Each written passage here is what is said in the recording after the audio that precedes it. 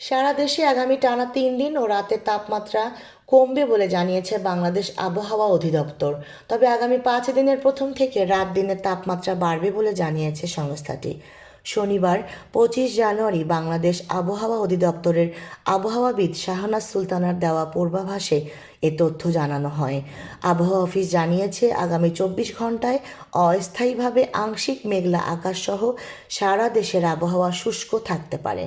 মধ্যরাত থেকে সকাল পর্যন্ত সারা দেশে হালকা থেকে মাঝারি ধরনের কুয়াশা পড়তে পারে। সেই সঙ্গে দিনাজপুর ও পঞ্চগড়ের উপর দিয়ে মৃদু শৈত্যপ্রবাহ বয়ে যাচ্ছে এবং তা কিছু এলাকায় অব্যাহত থাকতে পারে ও বিস্তার লাভ করতে পারে। এছাড়া দেশের দক্ষিণাঞ্চলের কোথাও কোথাও রাতের তাপমাত্রা 1 থেকে 2 ডিগ্রি সেলসিয়াস হ্রাস পেতে পারে এবং তা অন্যত্র সামান্য হ্রাস পেতে পারে। সারা দেশে দিনের তাপমাত্রা প্রায় অপরিবর্তিত থাকতে পারে।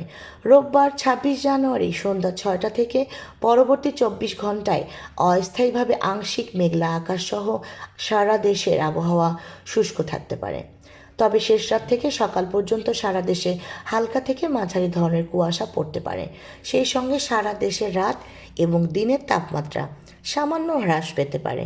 আগামী সোমবার 27 জানুয়ারি সন্ধ্যা 6টা থেকে পরবর্তী 24 ঘন্টায় অস্থায়ীভাবে আংশিক মেঘলা আকাশসহ সারা দেশের আবহাওয়া শুষ্ক থাকতে পারে। তবে শেষ রাত থেকে সকাল পর্যন্ত সারা দেশে হালকা থেকে মাঝারি ধরনের কুয়াশা পড়তে পারে।